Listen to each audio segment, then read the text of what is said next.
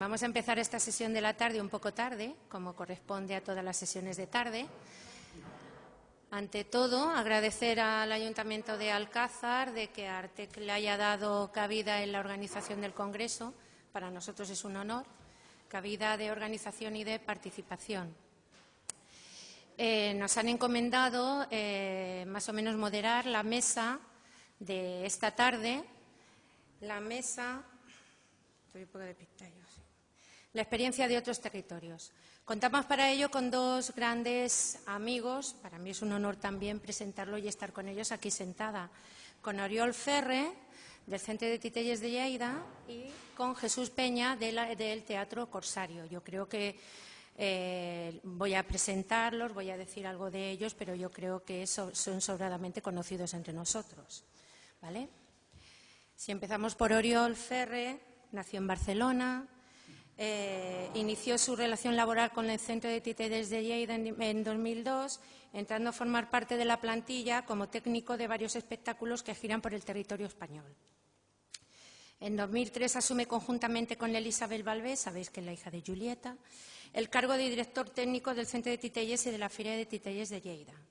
A partir de este año, su implicación con el Centre y con la Fira va creciendo y va compaginando la gestión técnica con la de producción y organización hasta que es en 2012, conjuntamente con Elisabel Balbé, que codirige el Centre de Titelles y la Fira de Titelles de Lleida.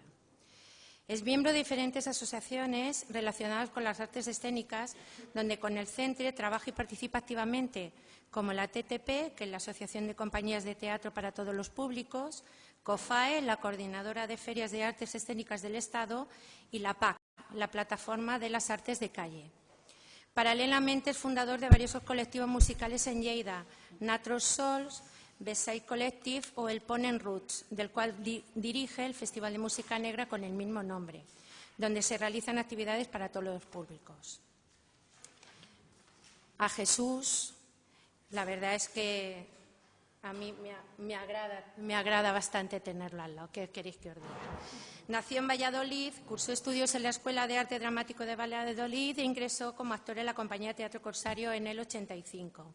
Su trayectoria profesional está ligada a la historia y numerosos premios de Teatro Corsario, que incluyen un premio Max y un premio AD. Y la participación en festivales de 17 países en distintas facetas. Como actor, es más de 30 espectáculos, fundamentalmente de teatro clásico, dirigidos por Fernando Urdiales, como director, autor y actor en los espectáculos de títeres para adultos de la compañía, como director y adaptador en los últimos espectáculos de teatro clásico.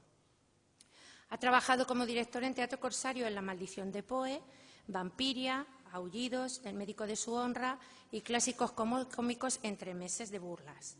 Como actor en Teatro Corsario ha trabajado en comedias rápidas, Insultos al público, Sobre ruedas, Pasión, El buque, El gran teatro del mundo, Asalto a una ciudad, Amar después de la muerte, La maldición de Poe, La vida es sueño, Coplas por la muerte, Vampiria, Edipo Rey, El mayor hechizo, Amor, Titus Andronicus, Don Gil de las Calzas Verdes, Celama, La barraca de Colón, Los locos de Valencia, El caballero de Olmedo y Teresa Miserere gozoso de este año. Vamos a empezar por Jesús y nos va a dar un punto. La verdad es que los dos nos van a hablar desde el punto de vista artístico, desde el punto de vista de compañía, ¿vale? Vamos a empezar por Jesús como de una experiencia que ellos desde Teatro Corsario hacen, que son los títeres para adultos, para público juvenil y adulto. Y Jesús, tienes la palabra. Gracias, María Ángeles. Bien, buenas tardes a todos. Siempre uno supone cuando tiene que hacer una ponencia a estas horas que el público no está en las mejores condiciones posibles para intercambiar información. Pero vamos a intentar que todo transcurra con fluidez. He traído un texto escrito, o sea que os lo voy a leer y voy a tratar también de ser lo más entretenido posible dentro de lo que es un texto leído. También he traído algunas fotos de los diferentes espectáculos de títeres para que os hagáis una idea, que siempre será mucho mejor con imágenes que solamente con palabras. Bien, precisamente para no entretenernos demasiado, he cortado una parte de la intervención y por eso, ya digo, espero ser lo bastante conciso y que os interese esta trayectoria de títeres para adultos dentro de la compañía Teatro Corsario. Allá va. Voy a hablarles de las experiencias de mi compañía en un género no muy frecuentado, como es el de los títeres para adultos, y cuáles han sido las características que han hecho que dicho género haya pasado a ser una de nuestras señas de identidad. El origen de Teatro Corsario se remonta al año 1982. En aquellos primeros años, la diversidad caracterizaba el repertorio de nuestra compañía de actores hasta el momento en que, por razones varias, entre las cuales no hay que descartar la económica, el repertorio del teatro clásico español nos atrapó placenteramente y nos profesionalizó. Así que nos arrojamos en los brazos de Calderón y de Lope de Vega cuando casi nadie los montaba, en un tiempo en que hasta el Festival de Almagro no encontraba espectáculos para su programación. Imaginaos. El origen de nuestros títeres podríamos situarlo de forma extraoficial en ciertas escenas del espectáculo dirigido por Fernando Urdiales, fallecido en 2010, Asalto a una ciudad, de Lope de Vega en versión de Alfonso Sastre, estrenado en el 91, en el cual los títeres pequeños y de varilla sustituían a los actores en algunas escenas. Esto, en principio, obedecía a una cuestión práctica. Ante la imposibilidad de hacer cambios vertiginosos de escenografía y de que los actores que hacíamos más de un personaje tuviéramos que cambiarnos de vestuario en un tiempo inverosímil para salir a escena, la aparición de nuestros dobles, encarnados por muñecos, solucionaba el problema, y no solo eso, sino que llevaba la obra más lejos en lo que se refiere a teatralidad, variedad escénica y, como no, comicidad muy acentuada precisamente en la versión que había hecho Alfonso Sastre de la obra de Lope de Vega, porque además se hacía una crítica del militarismo muy mordaz. Sería por entonces cuando el volumen de los espectáculos, las grandes escenografías y la consiguiente necesidad de teatros grandes, el número de personas que intervenían y la consiguiente elevación del caché, hizo que nos planteáramos diversificar la oferta, es decir, poder acceder a teatros más pequeños con espectáculos de reducido formato, con al menos la mitad de personas participantes y con un precio asequible para cualquier programación modesta o alternativa. Teatro Corsario era entonces una sociedad anónima laboral, una empresa.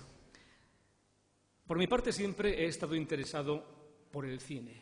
Un proyecto que pusiera en contacto la estética teatral y la cinematográfica se me antojaba particularmente interesante. Una pieza teatral que pudiera viajar a otros países sin que la diferencia de idioma tuviera la más mínima importancia. Esto es particularmente importante en una compañía como la nuestra, que se dedica sobre todo al teatro de texto. Entonces, pensar en que podíamos viajar a otros países y que no hubiera ese problema era muy importante.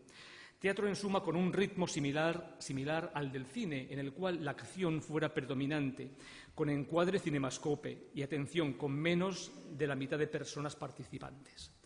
Presenté ante mis compañeros, antes que un proyecto, una idea. Sería un espectáculo con las características antes referidas, basado en los apasionantes relatos de Edgar Allan Poe, y, sorpresa, representado exclusivamente por títeres.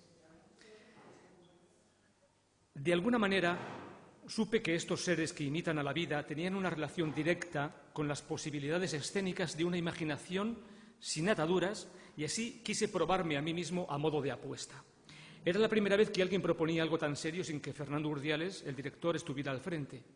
Era viable y no parecía excesivamente complicado, no lo parecía. Títeres, cada corsario hacía sus cuentas. En teoría, el espectáculo podría caber en cualquier espacio y hasta podría trasladarse en una simple furgoneta.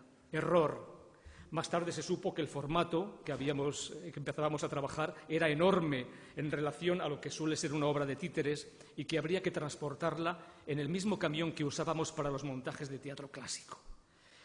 El caso es que se aceptó la propuesta. Propuse a algunas personas de la compañía que me acompañasen en esta aventura sin abandonar la otra línea de trabajo. Aceptaron y aquí nos encontramos haciendo un día Calderón con carne y hueso y otro pequeños monstruos de espuma y látex. Aquel proyecto se llamó La maldición de Poe. Recogí los sobrecogedores relatos del genio de Boston y los puse al servicio de una única historia en la que un trasunto del propio Poe, un adolescente llamado Edgar, se veía sometido a los caprichos de la imprevisible parca, o sea, la muerte con mayúsculas. Obsérvese que los títeres están inequívocamente sometidos a los caprichos de quienes los manejamos. Ya he referido cómo se da esta constante en nuestro primer espectáculo de títeres, La maldición de Poe. Un títere es el símbolo perfecto de la persona cuya voluntad ha sido robada. También es la representación de la muerte, porque nada más que lo que está muerto puede imitar a lo vivo. Un títere es un muerto que simula estar vivo. Poe era un hombre flanqueado por la desgracia y la enfermedad de sus seres queridos. En sus relatos de muertos inquietos derrocha creatividad, o sea, de la indagación en la muerte hace brotar la vida. Es evidente que a Fernando Urdiales y a mí nos unía un especial interés en la representación de lo terrible. Contaba antes que la idea de este espectáculo convenció a mis compañeros de Corsario y a Fernando, el director. Yo tenía bocetos y apuntes suficientes para comenzar de inmediato y así lo hicimos. Hablé con las personas de la compañía que me interesaban y empezamos a trabajar, a experimentar. Yo mismo alternaría las funciones de director y de manipulador. Como nuestros conocimientos del mundo de los títeres eran más bien escasos, pensé que podríamos inventarlo todo. Somos un equipo hábil en relación a la plástica y yo sabía que podríamos construir cualquier cosa. Intuí que era posible, a la par que ambicioso, aplicar mi experiencia como actor al mundo de los muñecos y no tener que emplear las habituales recetas, muy respetables por otra parte, que la tradición de títeres parece imponer. Por poner un ejemplo, entre comillas, el títere debe hacer guiños cómicos al espectador. Pues esto no cuadraba con mi idea de hacer teatro con apariencia de cine. El personaje que realiza el muñeco, movido por el manipulador y dotado de sus emociones y de su talento, puede moverse como un actor si está bien construido, es decir, perfectamente articulado, con proporciones humanas, y si lo manipula un actor. Esto también afecta al tipo de historia que se quiere contar. Si es una historia que habla de lo humano, aunque sea de lo humano ante el terror, nada de lo humano, de las reacciones propias de un ser humano, puede resultarle ajeno. Creo que lo más difícil es comunicar emociones verdaderas o al menos tocar la fibra sensible del espectador con aquello en lo que es capaz de reconocerse. Y eso solo se consigue cuando hay una historia, una evolución en el trayecto de un personaje, interpretado por un actor o por un títere o por un dibujo animado, ¿qué más da? Comenzamos un proceso investigador que duró más de 2 años, si contamos el tiempo transcurrido entre los primeros apuntes y el estreno. No fueron 2 años de dedicación exclusiva, pues teníamos, por supuesto, que hacer funciones de las otras obras del repertorio. Teníamos giras importantes y, consecuentemente, muchos días de viaje. Pero las 3 personas que construimos los títeres y posteriormente los manipulamos, nos aplicábamos en larguísimas sesiones que no terminaban hasta altas horas de la madrugada, probablemente movidos por el entusiasmo que provocaba la singularidad del proyecto. Se nos concedió una subvención por entonces de la Junta de Castilla y León. Eso facilitó mucho las cosas. Se estrenó y fue un gran éxito, cosa que, claro, condicionó la trayectoria posterior. Un problema que surgió tras su estreno fue la dificultad de determinar, al menos desde el punto de vista de los programadores, el público al que iba destinada. En una programación para adultos, el público es en principio reacio a entrar a ver un espectáculo de títeres, salvo que haya oído maravillas de él o que por fidelidad a la sala vaya a ver todo o casi todo lo que se le ofrece, sea teatro, danza, música o títeres. Para mí esto es lo perfecto. Muchas personas ni siquiera conciben que los títeres puedan no ser para niños. Y si nos llaman para meterlo en programaciones infantiles o cuando menos ambiguas, a uno le queda la duda de si el programador sabe lo que quiere contratar y, por supuesto, se lo tenemos que preguntar.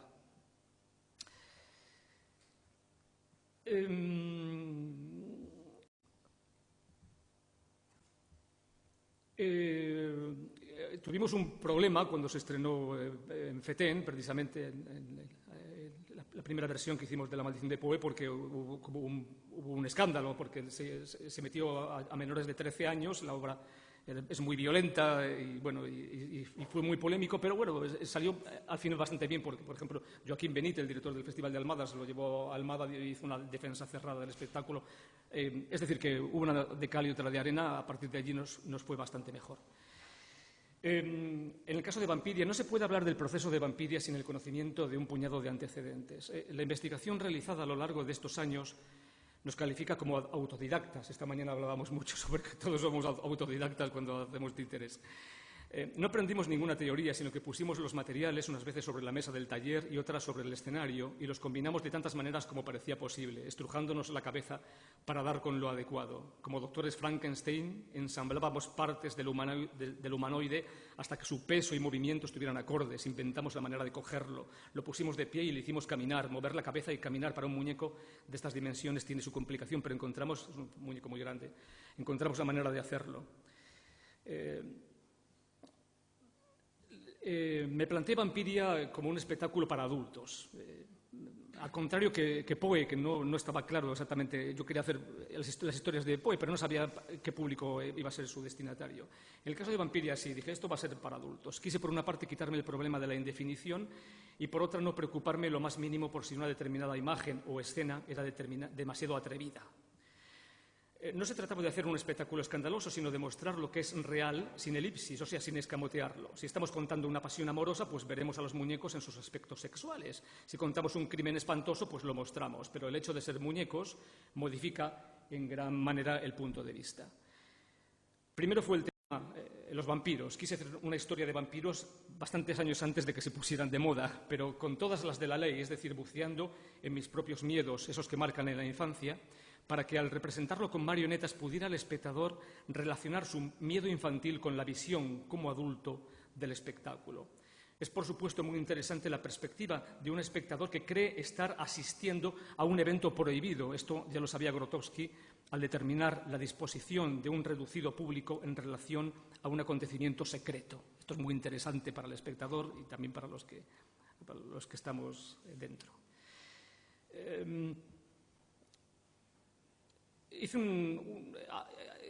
Quise hablar sobre las mujeres fatales. Al fin y al cabo, es un tema creo para un público adulto, pero me parecía interesante además como historia de terror, la mujer fatal. Recogí un montón de material del siglo XIX, porque en la segunda mitad del siglo XIX hubo muchos artistas que se empeñaron en sacar ese tema, el de la mujer fatal, el de la mujer que se come a los hombres, y me parecía que era un buen tema para tratarlo con los títeres. En los cuadros de aquellos pintores se las representa como mujeres libres, ajenas a la civilización, muchas veces en compañía de animales con los que comparten el territorio, come hombres, como decía antes, que ya digo, es un buen tema para el género de terror, de títeres de terror o de títeres para adultos, que es lo que nos ocupa.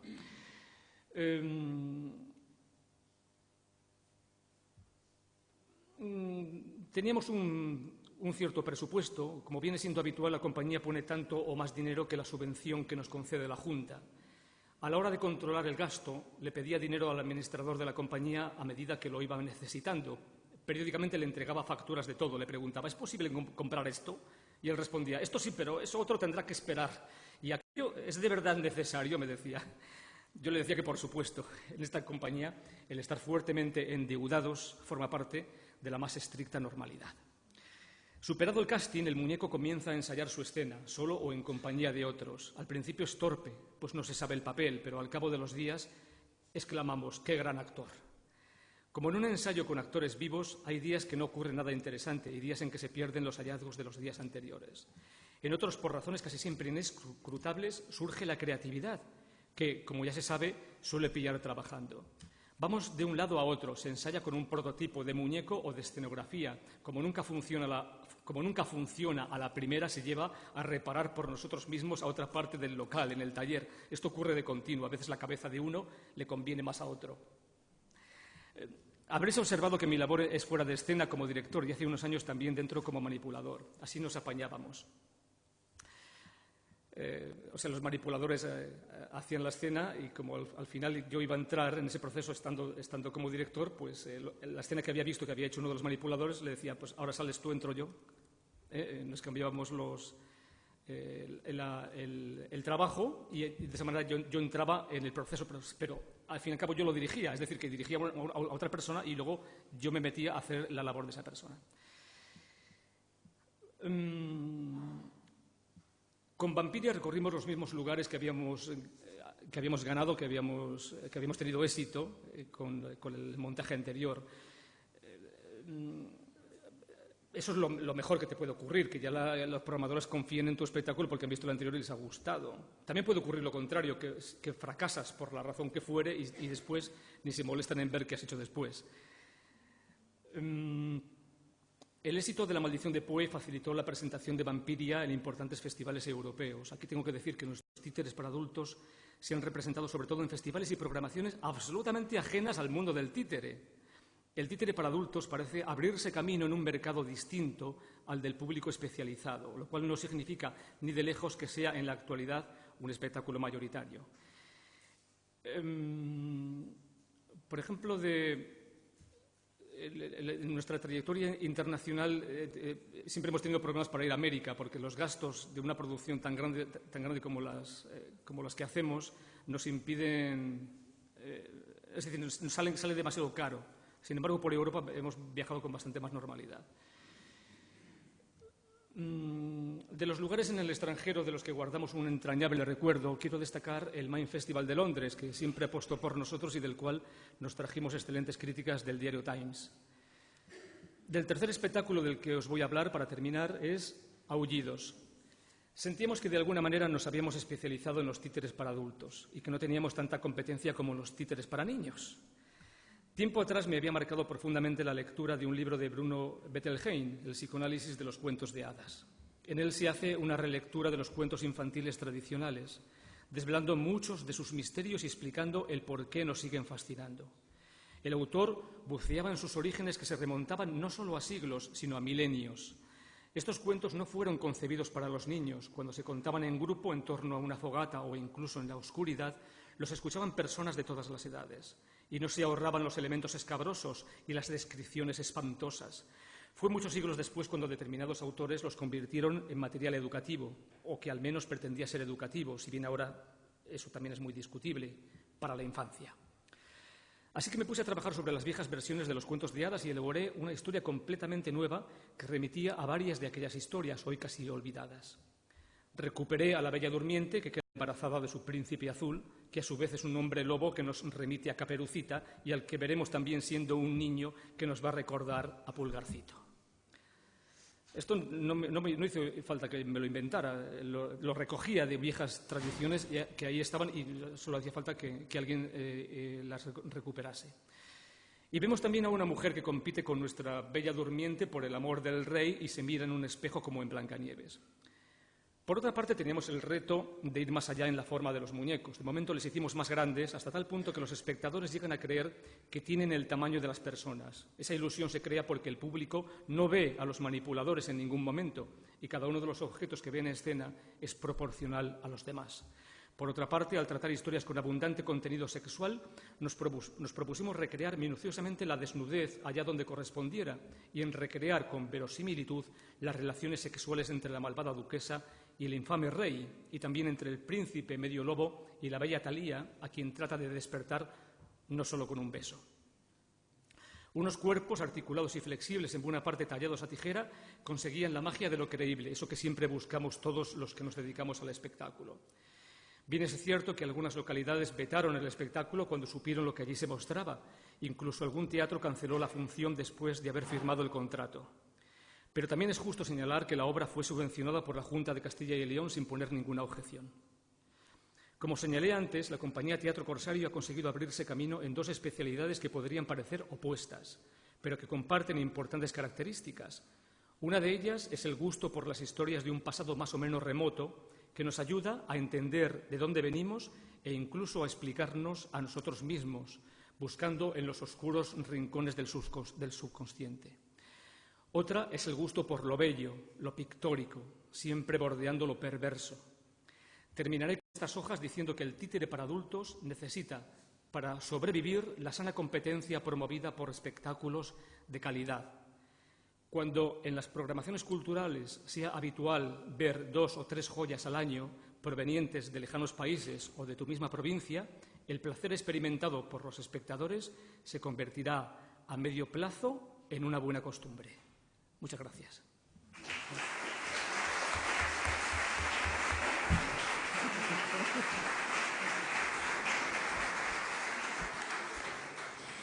La verdad, Jesús, es que nos has hecho disfrutar con tu ponencia, tanto como lo haces en escena cuando presentas tus títeres. Eso es así. Muchísimas gracias. Oriol, te toca a ti. Oriol nos va a hablar desde el punto de vista de su compañía, de su centro de titelles y de la fira que ellos hacen especializada en títeres. Sobre todo también de cómo hacen los criterios de selección para entrar en esa fira, de las colaboraciones con organismos, instituciones que, bueno, pues afortunadamente son miembros de organismos que hacen de interlocutores con instituciones para hablar de público familiar. Oriol. Muy bien, muchas gracias. Mucho me temo que mi ponencia no va a ser tan organizada y va a ser mucho más caótica que la de Jesús, pero bueno, un poco nuestra intención con el Centre de Titelles era explicar la historia de cómo ha ido evolucionando nuestra propia historia como compañía. El Centre de Titelles se fundó en el 1986, por lo que nos acercamos ya al 30 aniversario. Fue creado por Julieta Agustí y Joan Andreu Ballbé. Joan Andreu venía del Instituto del Teatre y Julieta era psicóloga, y crearon un proyecto de vida que le llamaron el Centre de Titelles de Lleida. Ellos eran residentes en Barcelona, se instalaron en Lleida porque pensaron que en un entorno más rural, y más si miramos 30 años atrás, podían tener más facilidades a la hora de arrancar un proyecto de estas características. Yo guardo con mucho cariño muchas anécdotas que tanto Julieta y Joan Andreu nos siguen explicando de los inicios, ¿no? Ellos bebieron mucho de la influencia del teatro de los países del este y tomaron un poco el patrón del Centre de Titelles que querían crear, pues con estas influencias. También recuerdo de manera simpática cómo empezó lo que sería girar con un espectáculo con el Centre de Titelles de Lleida.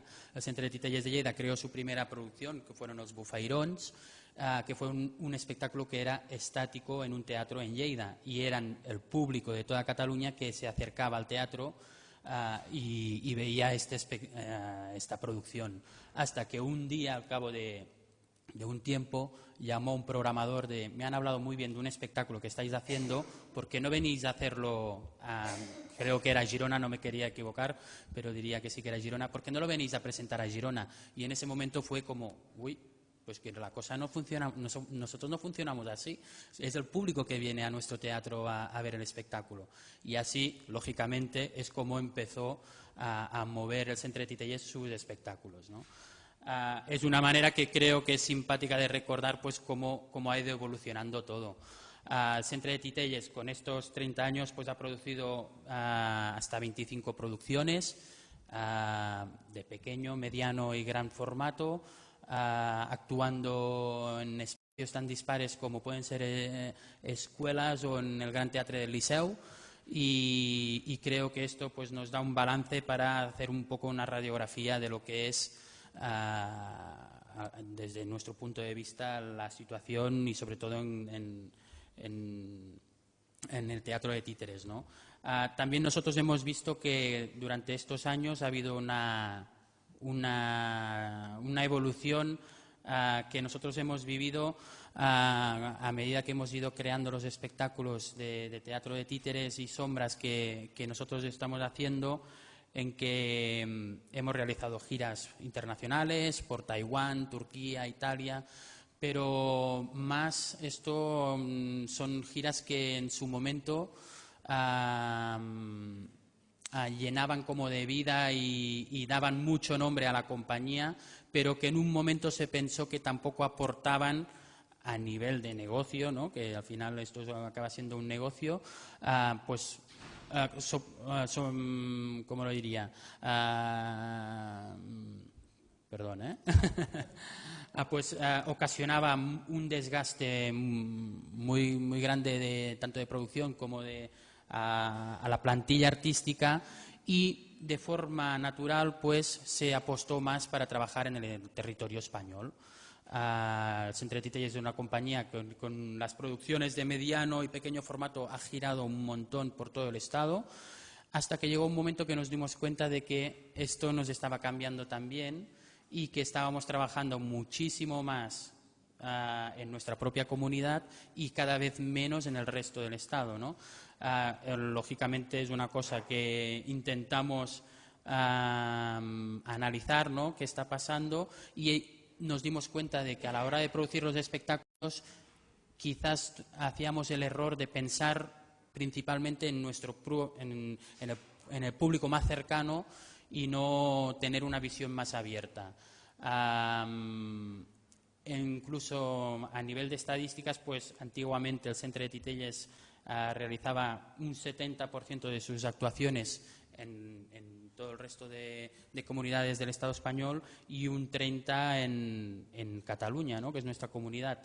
Actualmente esto se ha girado, ¿no? Trabajamos muchísimo en Cataluña, pero en el territorio, en las otras comunidades, nos damos cuenta de que nos cuesta cada vez más llegar, ¿no?, entrar en los circuitos, y pensamos pues que, bueno, tenemos la necesidad de volver a girar este porcentaje, ¿no?, porque vivimos de las actuaciones y de hacer carretera, y Cataluña pues es pequeñita y tenemos que abrirnos camino, y me imagino que todas las comunidades pues los creadores buscan el mismo objetivo, que el espectáculo se rentabilice al máximo, girando al máximo del territorio.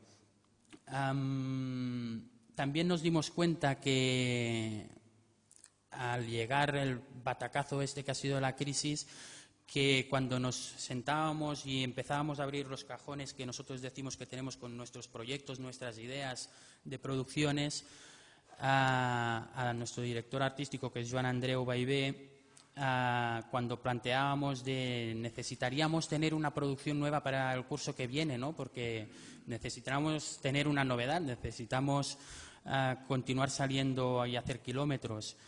Cada vez de forma natural pues acotábamos más las necesidades de estas producciones, que sea pequeño, que quepa en una furgo pequeña, que el equipo técnico se pueda adaptar en cualquier tipo de espacio.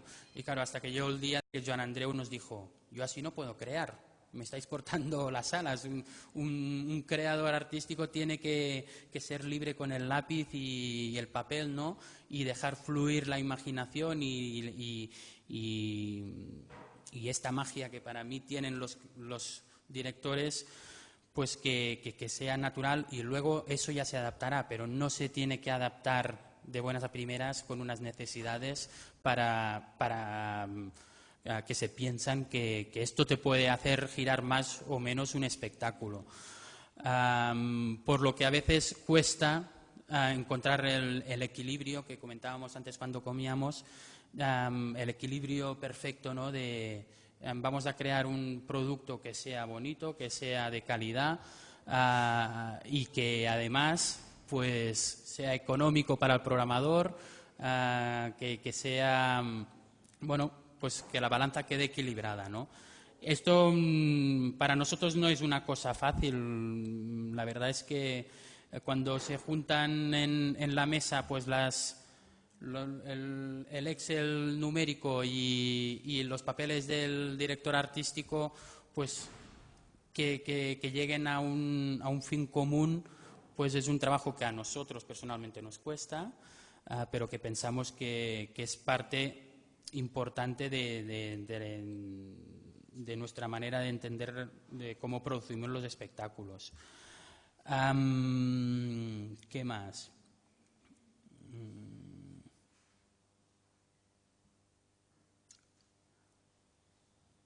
Perdona.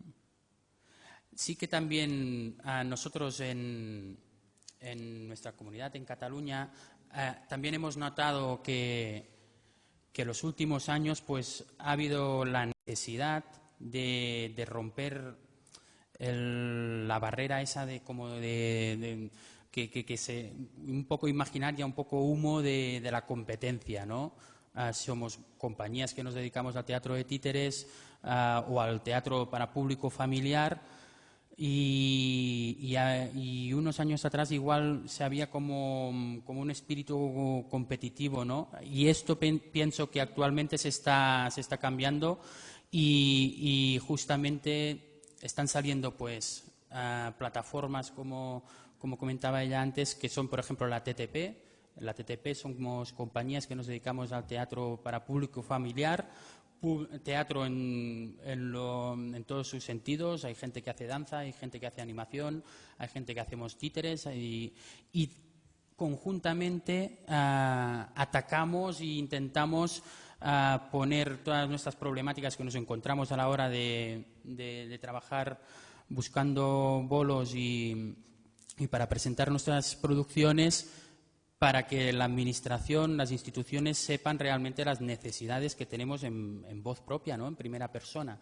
Y sí que es verdad pues que pensamos ahora justamente ya cuando la administración necesita enfocar pues campañas, etcétera, nos tiene presentes y saben que somos el sector, que estamos allí y que servimos de interlocutores, al menos nosotros que hacemos teatro para público familiar. No sé si en el teatro para público para adultos si también existe o no, pero al menos nosotros estamos trabajando aquí y pienso que estamos sacando buenos resultados.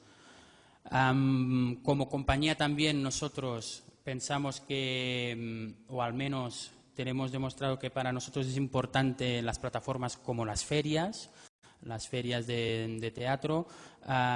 Cuesta mucho hacer venir un programador a que vea tu producción nueva, y las ferias para nosotros son un buen escaparate que te puede salir mal la jugada, porque si tienes un mal día y la actuación no funciona, pues rápidamente esa producción puede pasar en la lista negra, ¿no?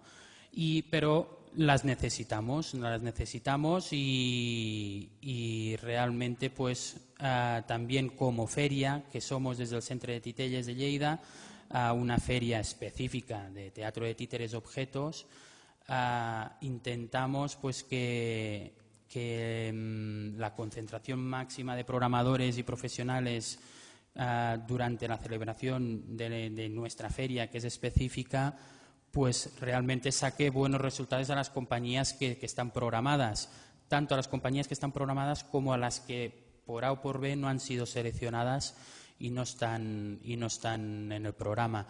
Pero sí que intentamos pues crear mucho espacio de reunión, de diálogo, tanto sea pues creando jornadas especializadas tanto para los creadores como para las compañías, como para los agentes, distribuidores, para que haya golpes de codo, ¿no? Y se conozcan y se pongan los nombres a las caras, ¿no?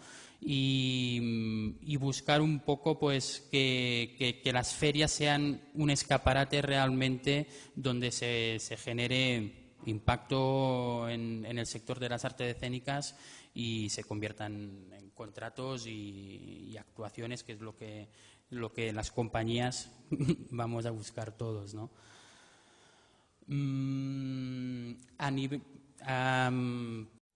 Así muy resumido, pero a nivel de la Feria de Títeres de Lleida, muchos la conocéis, muchos venís, pero quiero hacer un poco así una radiografía muy pequeñita para que los que no la conozcáis sepáis un poco los objetivos que trabajamos y que intentamos pues potenciar año tras año.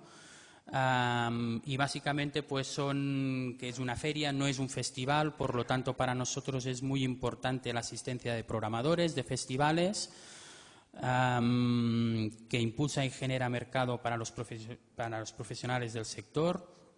La Feria de Títeres de Lleida pensamos que se ha convertido en un referente internacional y una cita obligada para el sector del teatro de títeres.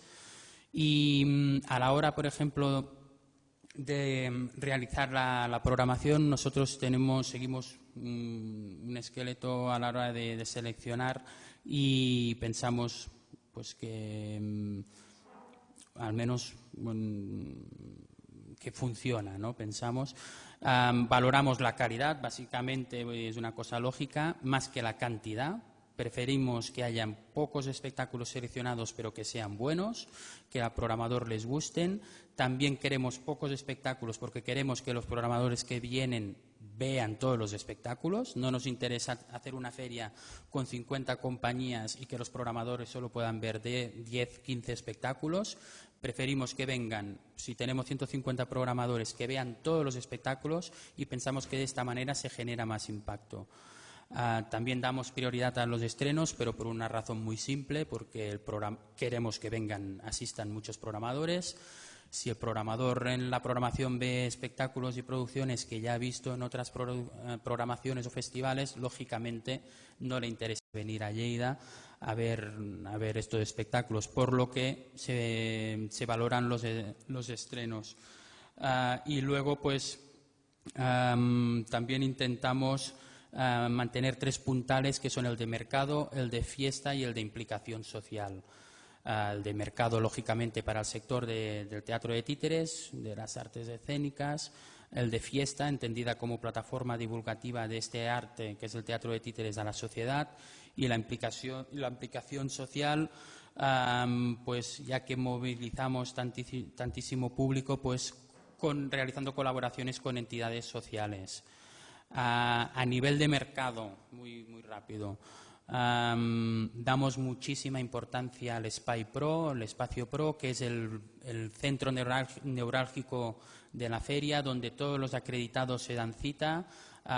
Es un espacio que lo que queremos es que se genere diálogo, se presenten proyectos. Nosotros siempre hacemos bandera de una presentación que es la más simple del mundo, pero que es la que realmente saca más fruto la gente, que es justamente todos los profesionales internacionales y los festivales internacionales los hacemos subir a un escenario como este, les hacemos hacer una presentación de 5 minutos de, pues yo solo programo adultos, o yo solo programo calle, yo programo calle, infantil, lo que sea, para que las compañías y los agentes de forma muy rápida puedan decir: fulanito me interesa, voy a por él; este no me interesa porque yo solo trabajo en la calle y él solo programa sala.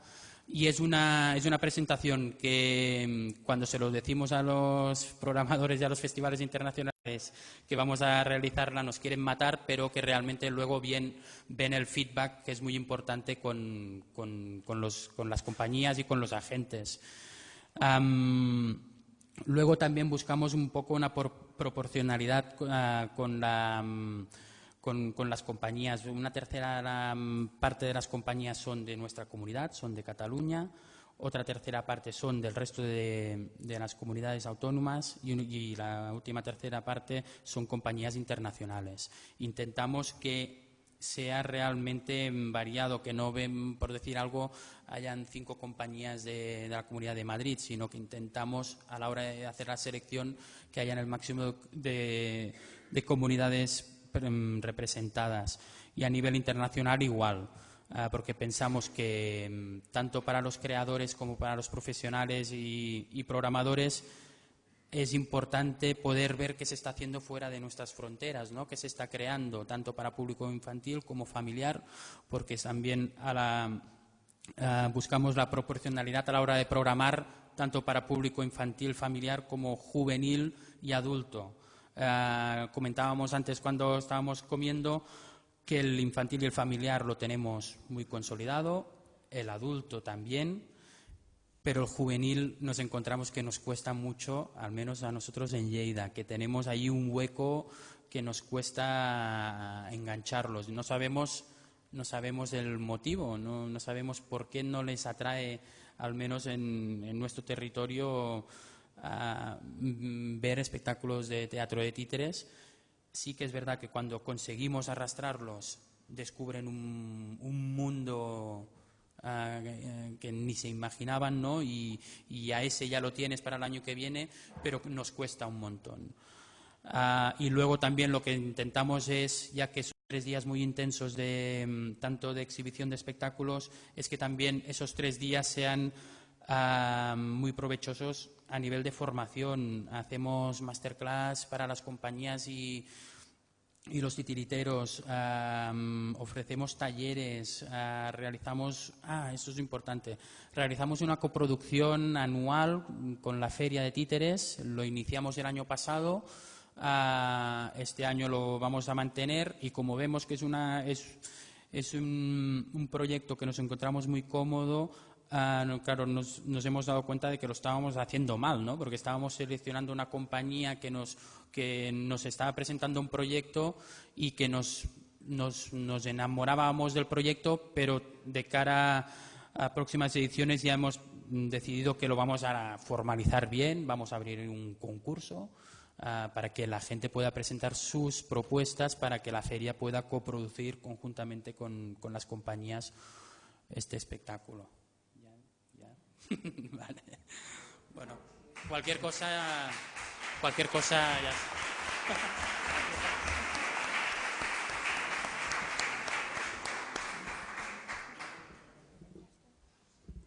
Bueno, ante todo, como siempre, gracias, Oriol. Para los que no habéis podido asistir nunca a la FIRA, la verdad es que es súper interesante. Se celebra, que te ha faltado decirlo, la fecha, que es el primer fin de semana de mayo, normalmente.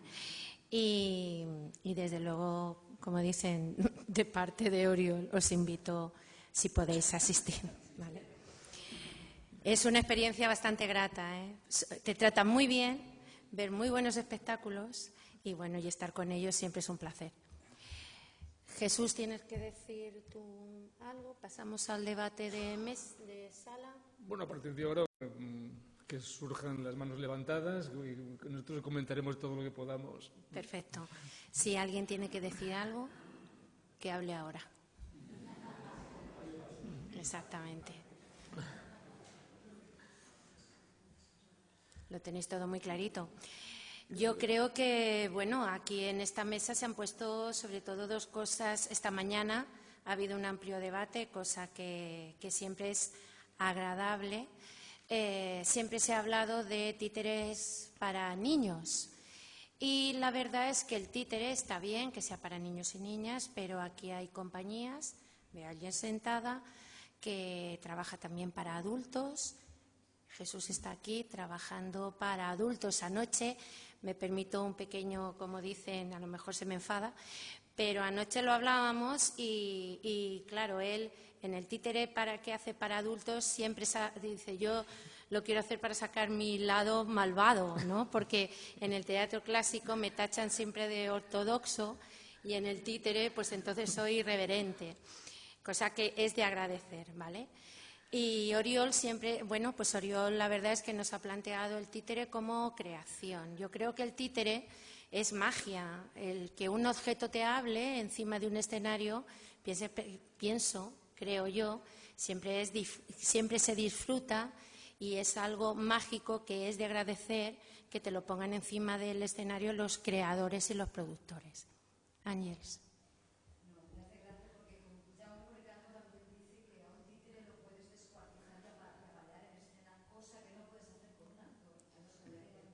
Pero es cierto que el trabajo de títeres y objetos para adultos sucede algo bastante particular y es que es una lástima. Estoy siempre conectada a las relaciones porque es que los odio profundamente. Yo, por ejemplo, que nosotros también trabajamos, tenemos las dos líneas de trabajo, con el tema de la discusión siempre con los narradores es la misma.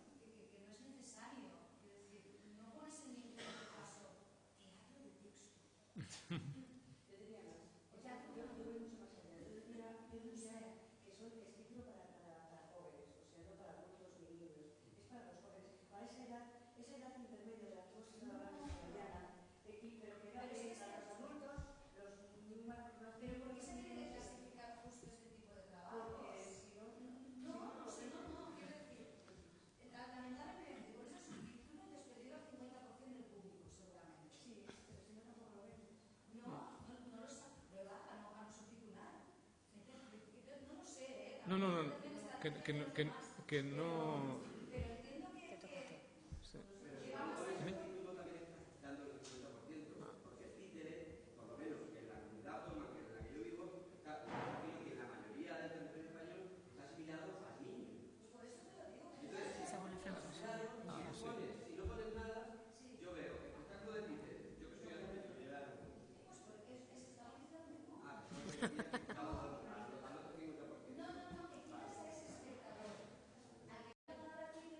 la franja. No digas nada, si te interesa la propuesta por la información que está seguramente en la web, el link al videoclip, las críticas que han salido, no sé qué, tiene que ser suficientemente interesante sin clasificarlo. Es lo que yo me refiero. Ese es el problema básico que yo me encuentro con el tema de trabajar con objetos para adultos. Sin embargo, después puede estar tranquilamente en la programación regular de cualquier espacio. Después, cuando termina la función, es cuando llega la sorpresa. Yo no pensaba que esto iba a ser así. Sí. Se sabe ya que está bien, ya no hay ningún problema. Claro. Y siempre me preocupa un poco. Es cierto que el tipo de trabajo es más pequeño, son espectáculos más íntimos, no como los vuestros, que sí que da más de sí, más grande. Sí. No lo sé, ese siempre ha sido mi principal problema. Yo también, creo que lo he comentado, lo he dicho también antes, que para mí la situación ideal es que nadie tenga que plantearse el género del espectáculo. Dices, voy al teatro, no sé, Apolo, porque me gusta la programación del teatro Apolo. O sea, que cada vez que voy, digo, programan bien, me da igual lo que sea, eso es lo ideal. Pero también tengo que decir que, por otra parte, ocurre con el teatro un fenómeno que no se da con el cine, que es que el espectador de cine sí que sabe lo que va a ver. No tiene casi ninguna duda. Sabe hasta el género, sabe que los actores, sabe que hasta cómo acaba la película, muchas veces, por desgracia. Y sin embargo en el teatro, pues, a ver, es más, nosotros siempre comentamos que el espectador los 5 primeros minutos de cualquier obra está dándole vueltas diciendo, ¿esto de qué va? Es normal, es el espectador del teatro que dice, todavía no he comprendido muy bien la propuesta, pero sea la que sea. Y entonces, claro, en el caso de cuando hacemos títeres para adultos, notamos que si el espectador viene confundido, pues puede llevarse un pequeño rebote, ¿no? De decir, anda, si son títeres, y nadie me lo había dicho. Por supuesto, cuando lo he dicho en este tono, pues hay un cierto sentido peyorativo que todos conocemos. Títeres, por lo que se habló esta mañana. Bueno, como es para niños, que se decía esta mañana también, como que tiene menos importancia. Todos esos clichés tendremos que acabar con ellos, pero llevamos años intentando acabar con ellos y todavía no lo hemos conseguido.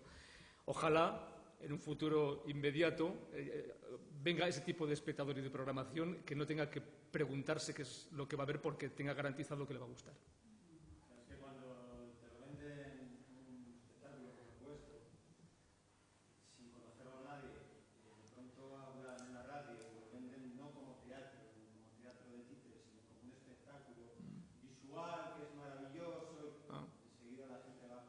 Sí. Esto pasa con cualquier espectáculo comercial, si no se vendiera así no iría a la gente.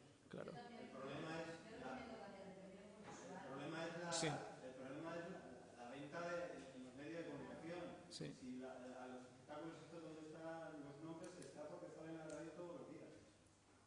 Estos espectáculos no salen. En el momento en que saliera presentándolo como lo presentan, iría la gente igual. Sí. De acuerdo. No solamente pasa aquí. Estás hablando del cine, la gente va a ir a la Guerra de las Galaxias y con no sé cuánto tipo de anticipación. Con mucha anticipación. Las grandes películas, las grandes, parece que luego una filmoteca a bajo precio, porque al cine no pasa. Pero igual de 8 euros. Lo digo porque no solamente en nuestro entorno, es una cuestión general. Hay un problema grave, y es que han desaparecido la crítica, por ejemplo, la crítica de los teatros. Y alguien puede decir, bueno, eso estaba muy bien en Madrid, porque en las veces, 3 o 2, y claro, cuando se ven las críticas, eso puede ser un elemento de retroalimentación. Aún así,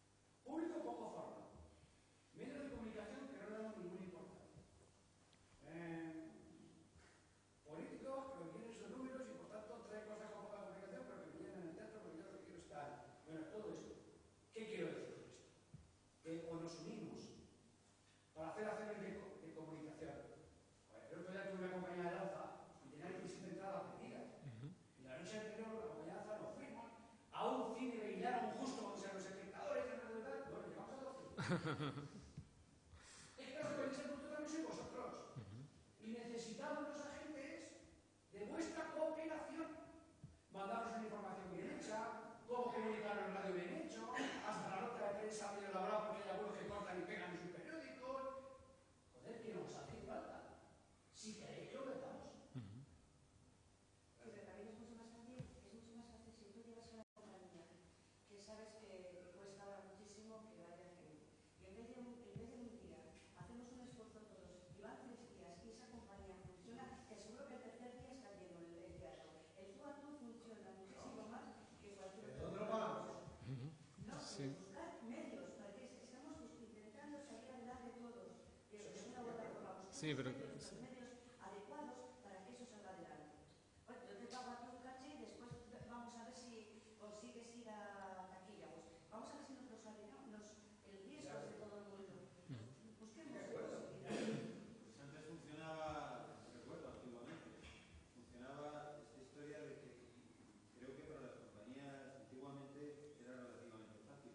Era, además hay un pueblo aquí, voy a intentar que me salga otro del otro lado. Y creo que eso entonces funcionaba. Funcionaba. Pero vamos. Ahora... Ahora también sí, sí.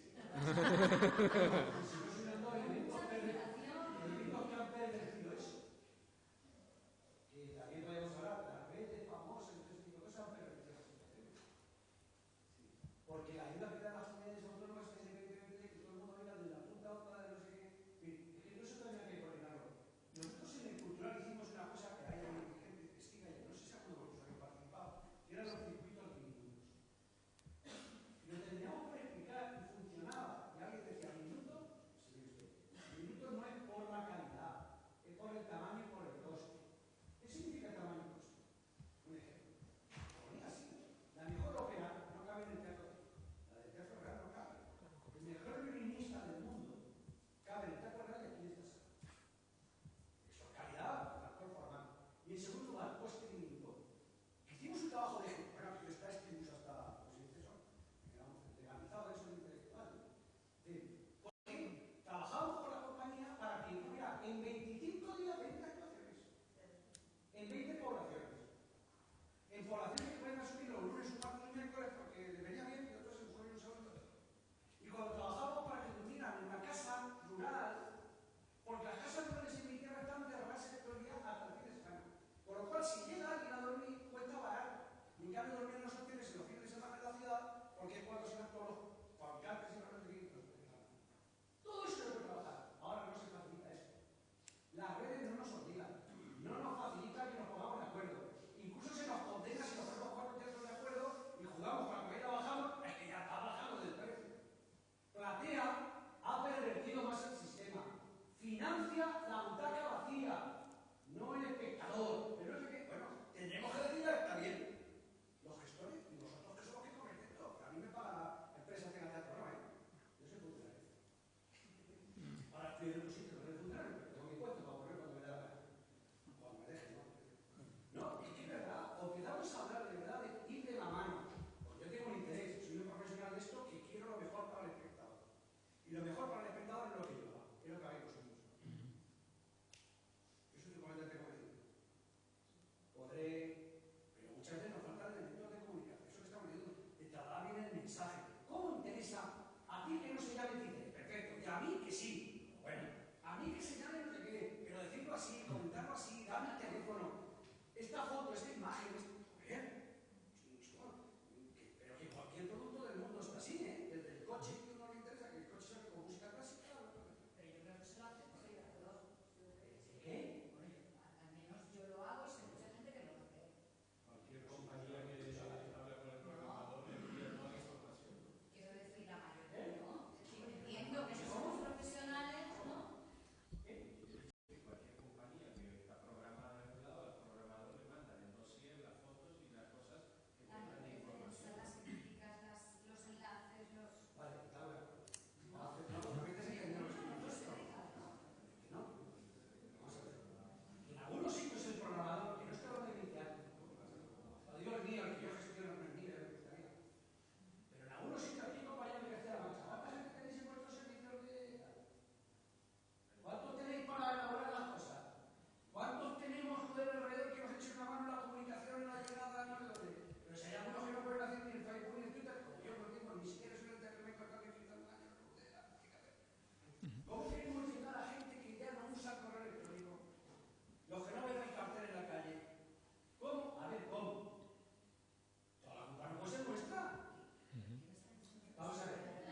que necesitamos de la cooperación, aquel que quiera que nos pongamos de la mano para cooperar.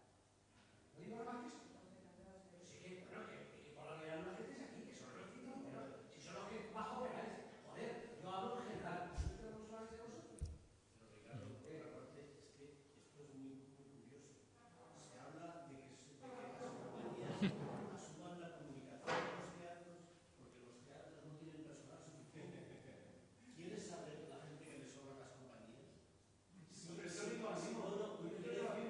¿Sabes que dentro de unas compañías o tengo hall y lleva ya 3 meses y no puede estar? Sí, sí, pero tú estás hablando Y no llevo con compañías independientes que el director normalmente conduce la furgoneta y la carga, que no tienen tiempo ni menos tienen una persona dedicada a comunicación. Entonces, pedir a esas compañías a las cuales se han empobrecido, se les ha quitado la infraestructura profesional que tenía una persona de comunicación, es pedirle penas ¿Quién a está la diciendo eso? Yo he dicho que tenemos que cooperar. Lo llevo diciendo desde esta mañana. Vamos a ver. ¿Podemos permitir que los carteles que hacen la red de plata que acaban de seguir siendo los mismos? ¿Podemos permitir que en la puerta inicial no haya un proyecto que dice esta actuación va a ser en Casas del Pueblo y no pone ni día ni hora dónde va a ser?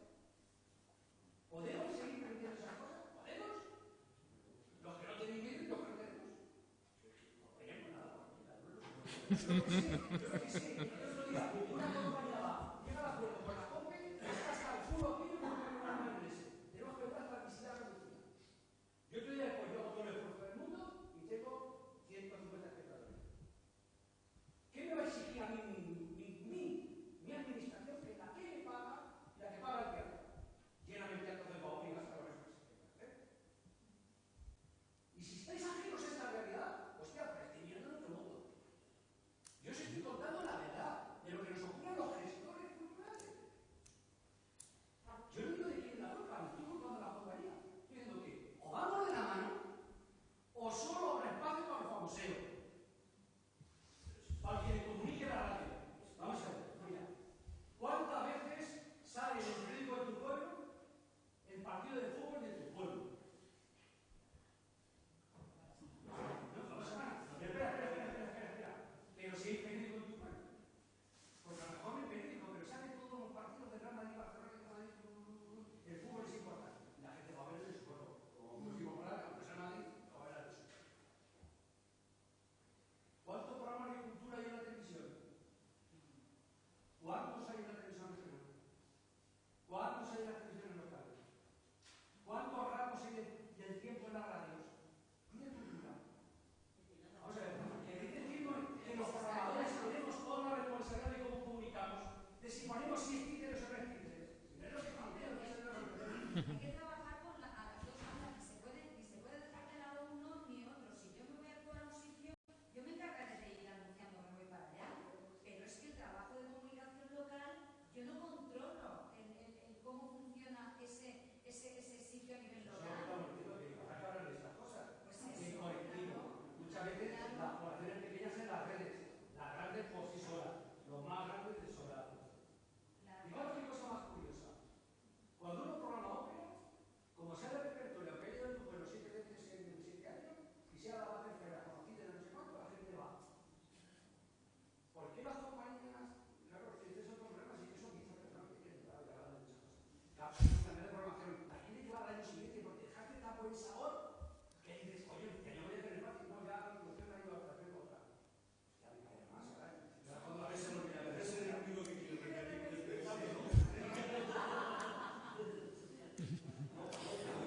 Bueno.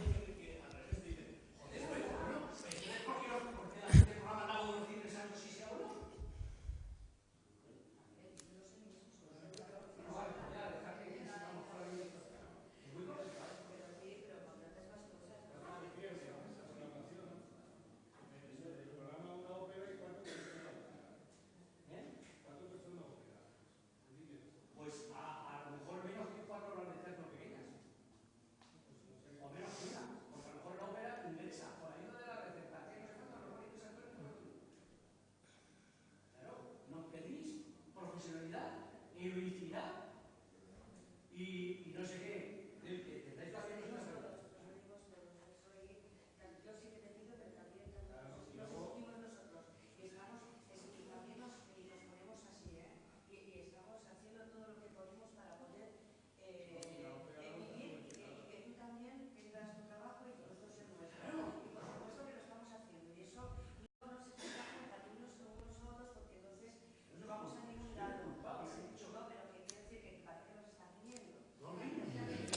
Bueno, vamos a ver si nos aclaramos, vamos a poner aquí orden, ¿vale?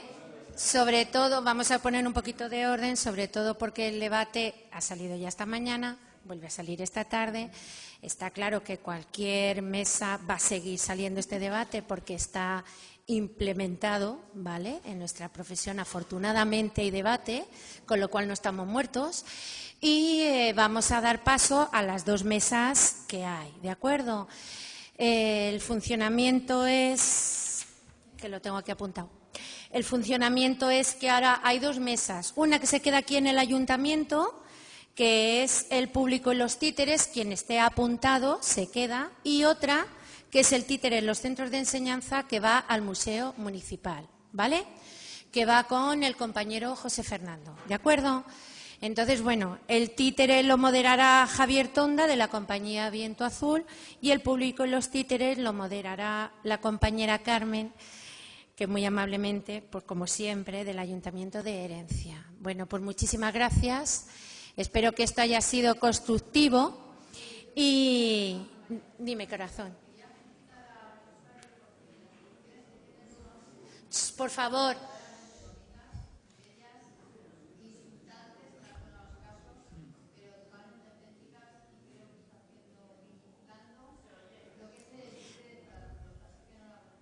Muchas gracias. Bueno, pues gracias a vosotros y a vosotras.